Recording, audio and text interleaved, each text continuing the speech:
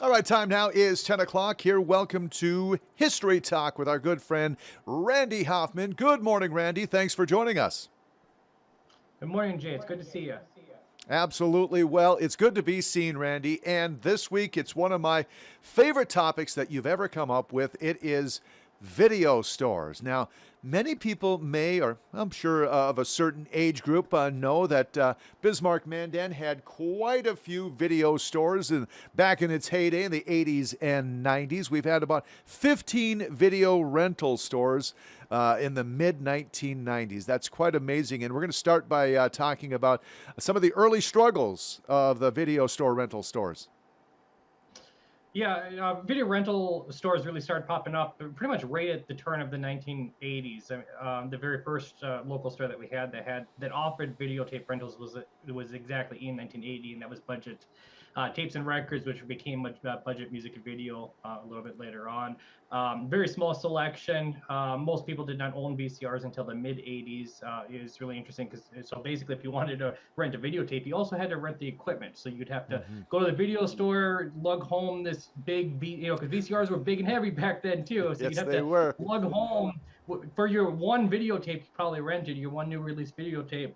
And you'd also lug home this, 50-pound VCR and have to hook it up to your TV. And most TVs back then didn't have coax inputs, so you usually had to have an adapter too to connect the VCR to the TV. So it was quite a process just to watch your new release video. But that kind of changed throughout the 80s. People started buying new, VCRs, renting more tapes, and then by the 90s, it evolved into becoming more of a video game rental business too. In fact, a lot of the stores when I was growing up, I remember like half the store was video games, and only about half of them were video rentals. But I think you kind of alluded a little bit on some of the struggles that they had too. Obviously, one struggle was that most people didn't have VCRs, and it was very expensive because now you also had to rent the equipment. But um, video rental stores had a certain reputation in the early 80s, and it was difficult for them to attract family audiences. They Mm-hmm. were well known for their let's just call it backroom selection, where kids were not welcome. Right. Yeah, no, I remember a lot now. So tell me a little bit about some of the stores that we had here back in the heyday 15 video rental stores as of 1995. Some of the first stores, as you mentioned, Budget Tapes and Records. That was in 1980. Believe it or not, and people may not believe this, but 1982, Feist Electronics was a video rental store at one time. Yeah, and I actually didn't know that either until I did my own research and I was starting to see advertisements from Feist that they had video rentals, and it makes sense. I mean, you go buy, in that case, buy the VCR from Feist and might as well rent a couple tapes while you're at it. Because even the concept of buying VHS tapes in the 80s was pretty unheard of, and a lot of the videotapes back then cost, if I remember right, like $80, $100 to buy a videotape. So and that's part of why rentals became so popular, is because Mm-hmm. it was so cost prohibitive for people to buy to actually buy copies of videotapes, and some of that was because Hollywood fought it so much, and they set these enormous prices of videotapes because they still wanted people to go to the movies the theaters to watch the movies. They didn't want them to sit at home, and so they really charge exorbitant amount of money for studios or for videotape manufacturers to actually to buy the rights basically to put it on the videotape. So it was so expensive to buy a tape, and that was really probably what gave the rise to rentals, because now you could go rent a video for $3 or $5. You might only be able to keep it for a day, but at least you didn't have to pay dozens of dollars, potentially $100 for a videotape. Yeah, I was just going to ask you. I can remember what the video cost. First of all, I'm going to tell you what the movies cost when I was a kid back in the early 1980s through about 1987. We used to have this movie theater in Rollo. We still do. It was $2 Tuesday. You can get into the movies for $2, okay? Now, the video rentals at that time, you were right. They were about between $3 to $5, depending on the rental. If it was a new release, it was probably, $5, right? Because even $5, though, in the early to mid 1980s was a lot of money. That, probably around $10, $15 in today's money at that time. And then you had your $1.50 rentals, which were the older cuts. But those never really came out until the mid 1980s when they were trying to work its way into, they came out with the newer movies, I suppose, when we were getting our VCRs and renting them. I remember, Randy, having to, I don't know if you remember this, disc players. Do you remember the flat discs? Do you Well, remember I those? laser disc, I assume is what you're referencing. Yeah. I mean, that was a little bit before my time. I'm aware of them just because of knowing history, but it was a little bit before my time. They did not last very long.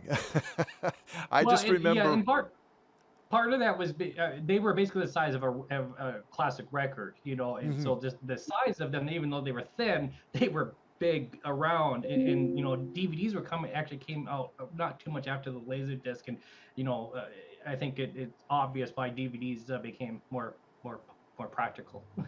Absolutely, and that was something when the the CDs, but the disc came out. That was something of a game changer for many of us. Let's talk about other notable stores. 1984 National Video. Now, was that the first national store, or was that? I know it says national in its name, but is that the first, I guess, nationwide store that moved into the area? Yeah, that was National Video was the first like national franchise that opened a location here in Bismarck. Until then, it was all local Hmm. independent stores, and really local independent stores continued. In fact, the very last store that closed here in Bismarck is Video Action, which was a local store. So local stores still did really well. We had our share of national and regional chains that filtered in too, but National Video was the first one that opened in 1984. It became West Coast Video, and probably more people remember it as West Coast Video than National Video because I think it was only National Video for like maybe 2 or 3 years, and then it became West Coast Video, and that's what I remember it as. And then by the end, there became Stars on Video, but all of that was the same chain, just buying all these other chains and merging them in together. Where was National Video located in town? The only location that I'm aware of, they might have had more than one location. A lot of these did have more than one location, but the one I remember going to when I was a kid was on Interstate Avenue, right by A&B Pizza there. Oh, okay, gotcha. Yeah, very fond of Video Action. So we kind of lived in the area off of Interstate, and that area, Turnpike Avenue, in fact, is where it was. So we were fairly close to Video Action, and I remember that was it was a ritual for the family up until 2019. We would stop in to see the very latest movies. Pre-streaming, we had some streaming like Netflix. That was probably the only stream that we had in our household at the time. Now, we've got any number of them: Apple TV and Paramount Plus and KFYR Plus streaming in our household nowadays. But pre-19, it wasn't. So Video Action was our go-to video place. Blockbuster Video was a big one from '93 to 2011. Another notable store in town. Yeah, Blockbuster. I mean, obviously that was the big one in the country. I mean, the biggest. Hmm. When you think of video rental, you probably think of Blockbuster first, even if you didn't have one.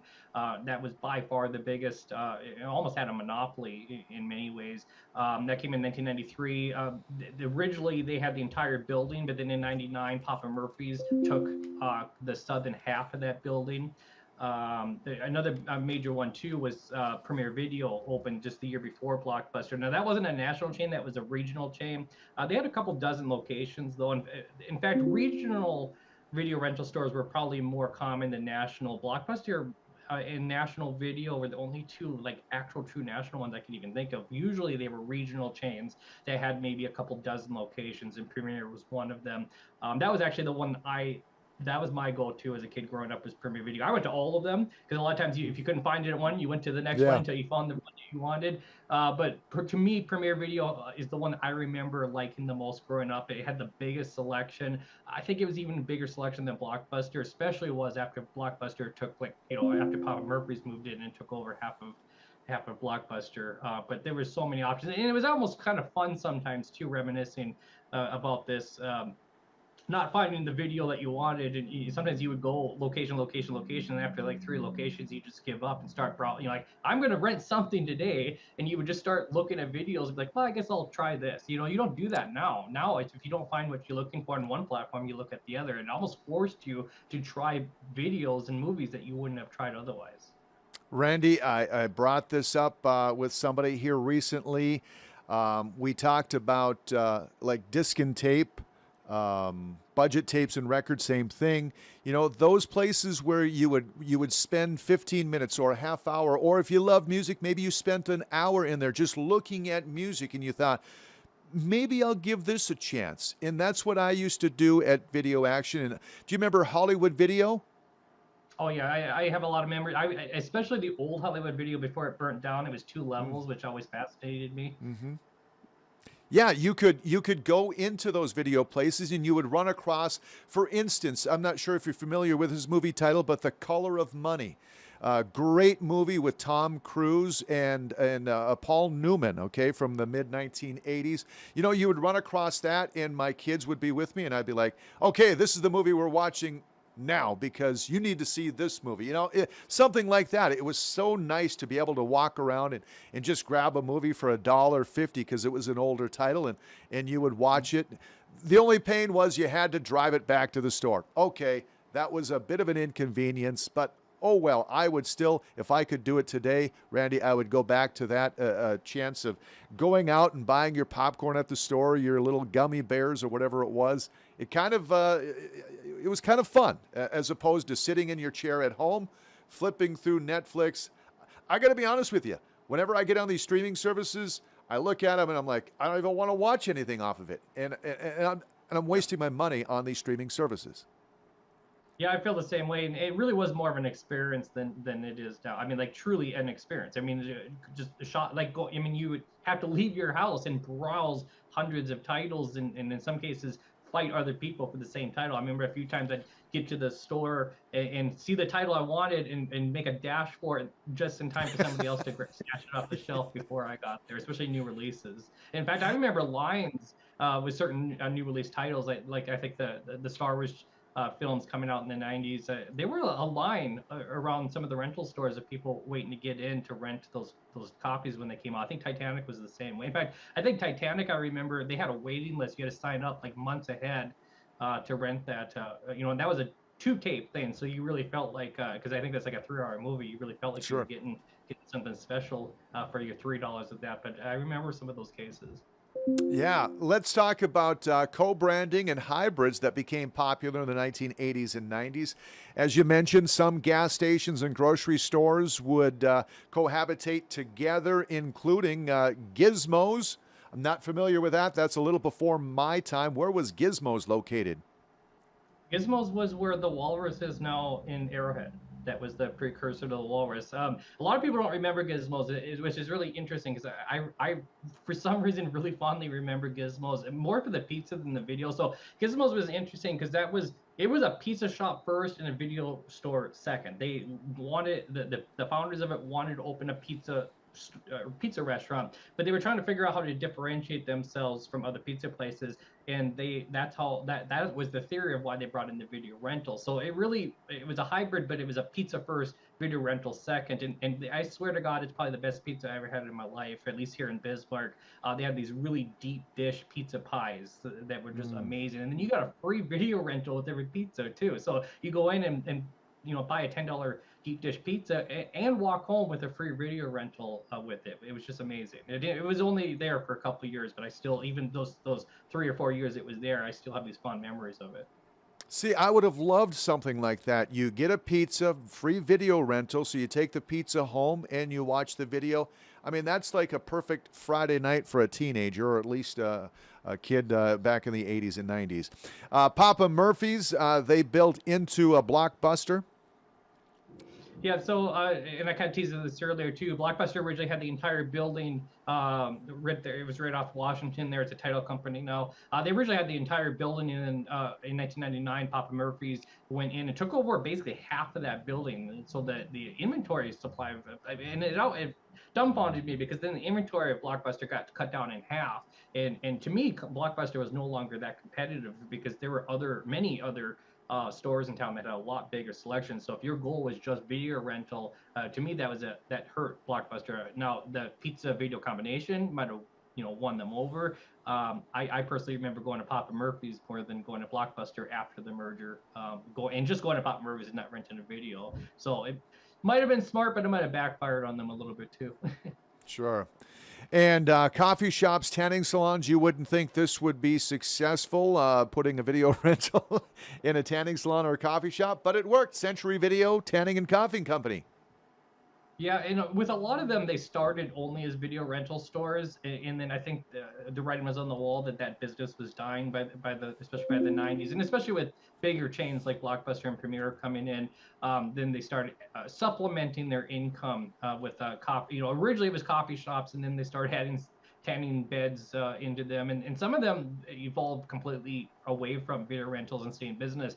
Spotlight Video and Tanning there on I think that was on East Century there, but where that used to be a Unistop. I forget what it's called now.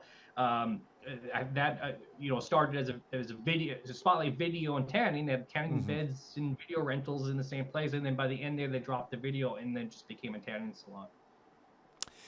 Well, nowadays, Randy, we still have some video rental left. Believe it or not, it's the Red Box. You'll see it outside of many grocery stores, including Family Fare. I know in Mandan has a Red Box, and I think there's one in Cashwise in South Washington as well. But that's about all we've got for video rental nowadays. I don't know if there is still a video rental store open. I know for a time there was, I think, a Blockbuster that was still open in Alaska, the very last one, but I think that might have closed by now. I believe that one did just recently close. And in fact, there was a whole documentary on that. I think it was called like the last Blockbuster or something like that I watched. Said there was one in Oregon and one, I think it was Oregon, and then the one in Alaska.